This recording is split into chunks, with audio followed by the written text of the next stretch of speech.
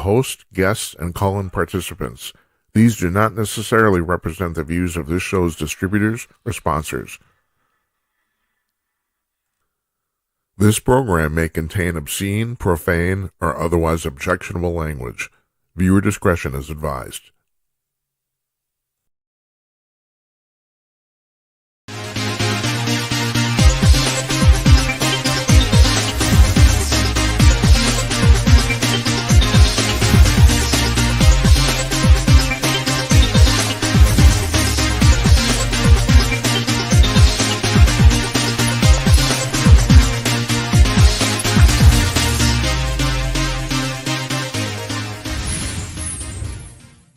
Howdy ho, everybody. Coming to you cordless from glamorous Minneapolis. It's Wednesday night, June 10th, 2026. I'm Jim Peters, and welcome to another edition of Jim Peters at Night. This is episode number 359, if you're keeping score at home, and you should. So we were supposed to have a guest tonight, Ralph Bisaglia, the president and CEO of American Transit Insurance Company, was coming on to talk about the transit situation in New York City. He had to cancel at the very last minute. We're having him on Friday. And that's another thing, too. Partly because of that, and partly because we took Monday off at the last minute, and also because we're taking tomorrow off at the not at the last minute. That's been long planned. We're going to do an entire show on Friday. So we will have both a Jimcast and an interview with this Mr. Bisaglia. So, and as a matter of fact, I've been playing with this idea for a while. We've done a couple tests. We might end up doing Jimcasts, not interviews, but Jimcasts on Fridays now, too, which means we will have something going on Friday, 5 nights a week. And that's a good thing, isn't it? I think it is.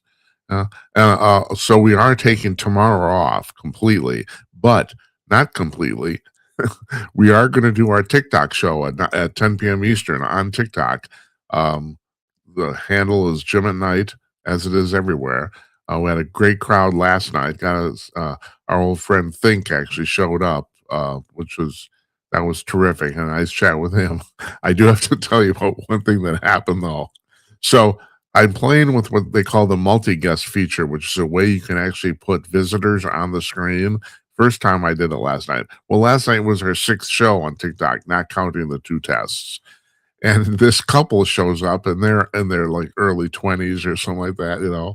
And the guys, look at my girlfriend, look how hot she is, and she's pretty hot, And then he's kidding me. He says, you shouldn't talk, you stay away from my girlfriend. I said, hey, buddy, I'm old enough to be your grandfather. And he says, how old are you? And I said 70. And he says, what are you doing on TikTok? And they left. I thought that was pretty funny. So I think we got some like 800 likes again last night or something. It wasn't as many as last week, but still, it's healthy and it's going well, and I'm enjoying it. So we're going to do that Tuesday and Thursday nights. One more thing, too. We haven't posted this yet. We haven't updated the schedule on our website because we're in the process of redoing the website. So and that might take a while. I'd like to think it'll be done before the end of the month, but no, we aren't updating the schedule there right now. And I have to post a notice saying that too. I haven't done that yet. So anyway, so tomorrow we're off, except for on TikTok at 10 o'clock Eastern. Friday, Ralph Bisaglia will be joining us. He was supposed to be on tonight. So we'll do a complete show on Friday. And Monday, economist Rainer Zeidelman is joining us. He's been here before. Great guy, very knowledgeable. I love to talk to economists. Nobody knows anything about money. That's the thing. So what happened today? Graham Platner, I alluded to this last night because I wasn't sure. Yes, the Maine Senate primary was last night, and Graham Platner ran away with it. He got 72% of the vote, and also they got 222,000 votes cast, which was up 37% from the last Senate primary in 2020. Now, I ran 2 theories by you guys about why I think they're leaving this guy in the race. Well, there's actually, now I have to say there's a third theory too, and this is a legit thing. By Maine law and rules, if a guy gets nominated in the primary and then drops out, the political party that he's affiliated with can substitute a replacement. And some people have said the theory all, or that the plan all along, excuse me, has been for Platner to run to get the win the primary, and then they will replace him. He will drop out. They will replace him with whoever they want. I don't think that's going to happen. I think they're going to let this ride. I don't know if that was the plan, but the guy did so stunningly well, especially considering how much supposed baggage he has. Then there's the other two theories I ran by you, and I'm starting to think one of them applies here. It's the old thing about all publicity is good publicity. The guy has enormous name recognition. And I'm starting to wonder, and I wonder if the Democrats are starting to wonder that now that's the primary and maybe the only thing that counts. So he could win the Senate race in Maine simply because everybody and his brothers heard of him for no other reason. President Trump said today, he called the guy, let me show you this off the top of my head. He called the guy a thug, a loser, and a pig.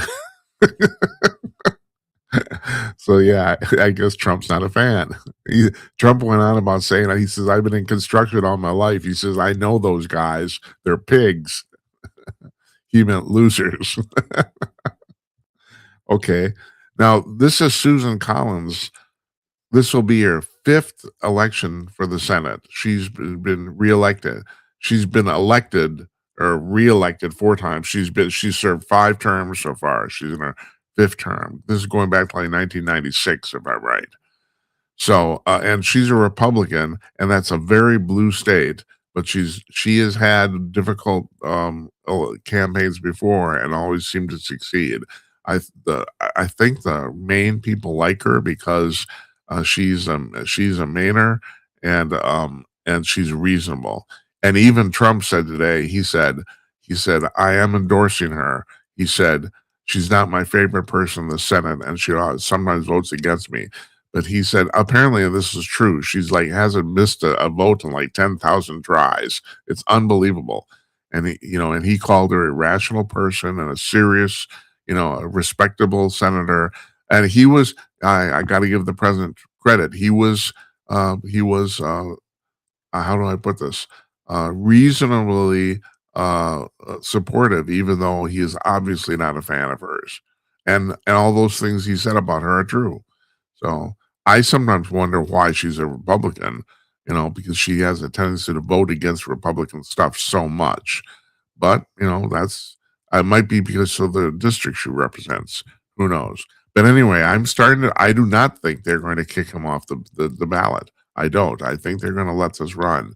I think they're kind of running this as a test, even though everyone seems to think that this one seat is the key to the Democrats winning the Senate over or not.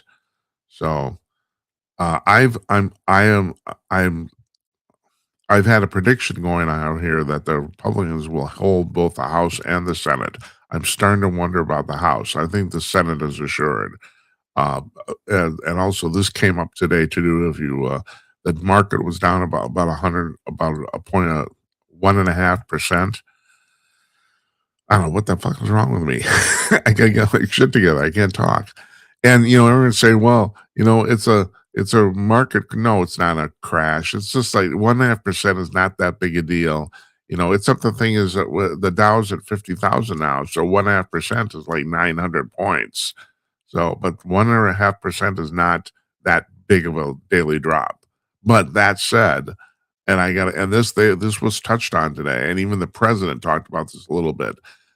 I don't think there's any possibility that other than the fact that gas prices by the end of the month are going to go through the roof.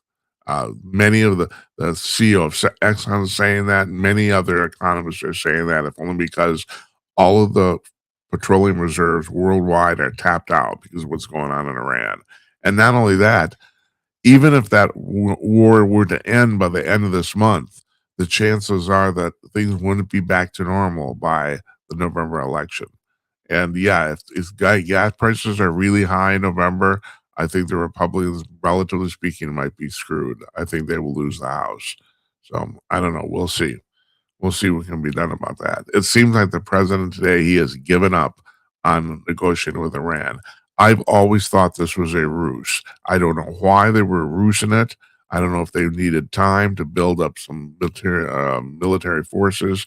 I don't know, or a supply issue or something. I always, everyone's saying that the Americans have been leading the Iranians have been leading the Americans on with this negotiating stuff. I think it's the opposite. I think we've been playing them. I really do. I do not think that they're that stupid, that being the Americans, and they certainly don't seem to be. I mean, for all the crap that um, Pete Hegseth has gotten with his nomination to defense secretary or war secretary. By the way, I just found out now, it is now official. It is now the Department of War. It's no longer the Department of Defense. I thought they were just changing it, casually, but no, apparently the Congress has voted on that and is now official. But the military has done so stunningly well in everything they've done this term of Trump's presidency. It's mind-boggling. It's absolutely mind-boggling. So I think so far in the Iranian war, I might be figure might be old. So, I mean, I think we have lost 13 people, and the majority of those people we lost through accidents, not actual combat. If I'm correct about that. So, anyway, the president said, that the negotiating time is done, and it probably is, and now we will pound the crap out of them. That's my guess. And this, uh, as far as I can tell, this was the plan all along, because we are not going to move troops into Iran other than maybe to find that uranium. I mean, I've had several, military people on there. Lockwood, Michael Letts came on, and they all agreed with me to actually get the uranium. We were probably going to have to send a few troops in, like two or 3,000, to find that to get that uranium. But other than that, for actual fighting or regime change, I don't think we're going to send anybody else in. Maybe the Israelis will, but the real thing that's going on here is they want to set this up so that the Iranian people can rise up and revolt on their own, and I foresee that happening. It'll probably by the end of this month is my guess. We'll see. And meanwhile, more election news last night. Nancy Mace lost her bid for her primary for governor, Republican governor of South Carolina, really badly. She came in fifth. Even she said on Twitter, she said, "I got my ass kicked," and she did. And I should have laughed. The only funny part about this is, for a short period of time, she was in the lead. She was the front runner, and she came in fifth. So, and she's already said she's quitting the House. And I got to give her credit for this. She said 3 terms is enough, 6 years. I'm even okay if someone's in there for 10 or 12, but that's it. And we have people now who are just, I don't have to tell you. Chuck Grassley is 94 years old. Now, granted, he actually is sharp as a tack. He's completely with it. He has no cognitive problems at all. But he's 94, and I think he's been in there for 47 years, something like that. Oh, come on, give it up. I mean, the guy's a Republican. He's actually doing a good job. I still want him to quit. It's like, no. The founding fathers didn't mean for this to happen. This was not supposed to be. They didn't put term limits in the Constitution because they didn't think anybody would ever, it never occurred to them that anyone would ever want to make a job out of this. They never thought of that. So the idea is you do a few terms, 2 or 3 terms, and you go home. And even Mace mentioned this today. She said, I'm doing what the founding fathers intended. I'm going to go back into the private sector. She still hasn't announced what she's going to do, but still, she's going to be out of Congress next year. And in the election in California now, it has been decided that Becerra and Hilton will run off for the governor's race, and it looks like, barring any contest, that Rahman and Bass are going to run off for the mayor's race. And I said that now I'm sticking what I said last night. On Friday, the AP reported that there was a dump of 23,800 ballots in the Los Angeles mayor's race. And of those 23,000 ballots, there wasn't a single vote for Spencer Pratt. And I've said that's mathematical proof that they're cheating. And I still stand by that. The only thing is, it turns out the AP might have reported this incorrectly. That's the problem. They might have mixed figures up, and that's the problem here. If they did report it incorrectly, well, that's not mathematical proof. But that's a correct number. I think that's mathematical proof that they're cheating. But that said, today a bunch of homeless people told the Los Angeles Times that they were paid to vote for either they had a choice of either Bass or Rahman. They were paid $2 to $5. It's great. No, and my friend at David Strom at Hot Air, he brought this up about the fact that, believe it or not, now getting paid in actual dollars in currency would make that's illegal. But if you're compensated in terms of like drugs or needles or that sort of stuff, if it's goods under California law, that could actually be legal. that might not be illegal. That's crazy shit. That's what it's come down to. The whole thing is just a joke. It's all completely bogus. Pratt's not going to be in there because they didn't want him in there. That's the only reason. Didn't matter how many votes he got. We don't know how many votes Rahman actually legitimately got because a bunch of people were paid to vote for her. And then there's this too. They haven't solved this homeless crisis ever in Los Angeles, but why would you solve it when they're your voting bloc? You think about that. They're counting on these homeless people for their vote. And so if you get rid of the homeless people, you lose a bunch of votes. It's this I mean, it's insane. It's absolutely insane. God, Jesus Christ.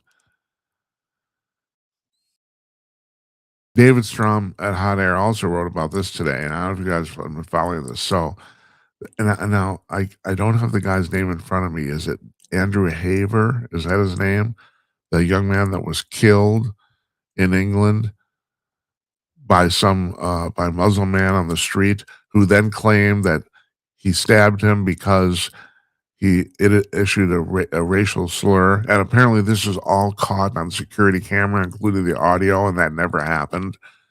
But while the young man Havers literally dying on the street, the police handcuffed him. And he said, I'm dying, I can't breathe. And they said, yeah, sure you are, mate. They believed the guy who stabbed him. But that's not really the half of it. So was this Monday? On Monday, a gentleman in Belfast, Ireland, was walking down the street, and some Muslim man attempted to behead him. Complete stranger, no interaction, just tried to cut his head off. Did not succeed. He was stopped by a bunch of passerby. He was stopped and detained. But and the guy who the attempt was made on, the victim, is going to be okay. Apparently, guy tried to cut the guy's head off, and Belfast has exploded. Riots because people over there. I haven't talked about this enough. David has written about this a lot on Hot Air about the fact that Britain is basically a tinderbox. It's a powder keg right now because of what people perceive as completely unfair policing, two-tier policing between the Muslim population and the general population, or you could say the predominantly white population. It appears that at this point, I don't think you can escape it.